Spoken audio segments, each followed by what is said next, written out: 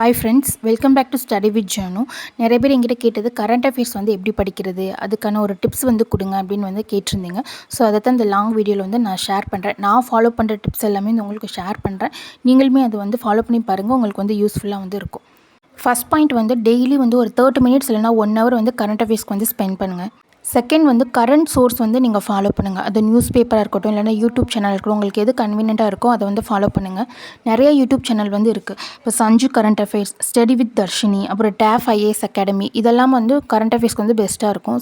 Next வந்து short note வந்து make பண்ணுங்கள். இப்போ மற்ற சப்ஜெக்ட்னு எடுத்துக்கிட்டிங்கன்னா ஏதாவது புக் இருக்கும், நம்மளால் வந்து ரெஃபர் பண்ண முடியும். ஆனால் சிஏவை பொறுத்த வரைக்கும் நம்மளாக தான் கைப்பட வந்து நோட்ஸ் வந்து மேக் பண்ணணும். உங்களுக்கு வந்து பிடிஎஃபாக கிடைச்சாலுமே அது பிரிண்ட் அவுட் போட்டு வச்சுக்கோங்க. ஸோ அந்த மாதிரி நோட் வந்து கையில் வந்து வச்சு படிக்கிறதுக்கு வந்து ட்ரை பண்ணுங்கள்.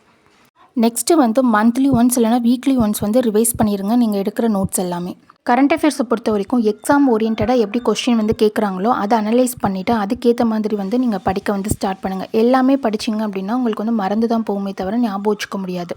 எக்ஸாமில் வந்து எப்படிலாம் வந்து கரண்ட் அஃபேர்ஸ் வந்து கேட்குறாங்க அப்படிங்கிற ஒரு பிடிஎஃப் வந்து நான் டெலிகிராம் குரூப்பில் வந்து ஷேர் பண்ணியிருக்கேன். ஸோ அதை செக் பண்ணி பாருங்கள், உங்களுக்கு ஒரு ஐடியா கிடைக்கும். இப்போ கொஸ்டின்ஸில் எப்படி இருக்குன்னா இம்பார்ட்டண்ட்டான அவார்ட்ஸ் பற்றி கேட்டிருப்பாங்க.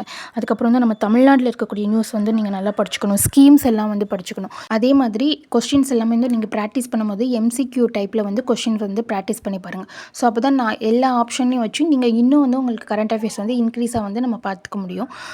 எப்போவுமே வந்து எக்ஸாமுக்கு முன்னாடி ஒரு 1 இயர் வரைக்கும் கரண்ட் அஃபேர்ஸ் என்னெல்லாம் இருக்கோ அதில் வந்து ஸ்ட்ராங்காக இருங்க. அது ரொம்ப என்னால் 1 இயர் வரைக்கும் கலெக்ட் பண்ண முடியல, படிக்க முடியல, ஒரு 6 மந்த்தாச்சும் வந்து நீங்கள் படித்து வச்சுக்கணும். ஸோ அப்படி இருந்தீங்கன்னா தான் உங்களால் வந்து ஜிஎஸ்சில் வந்து மார்க் வந்து ஸ்கோர் பண்ண முடியும். இப்போ நீங்கள் பழைய சிலபஸ் எடுத்து பார்த்தீங்கன்னா கரண்ட் அஃபேர்ஸ்க்குன்னு சொல்லிட்டு தனியாக வந்து ஒரு யூனிட் வந்து கொடுத்துருப்பாங்க. ஸோ நான் அதை வந்து நம்ம ஸ்கிப் பண்ணிட்டு வந்து போயிடுவோம்.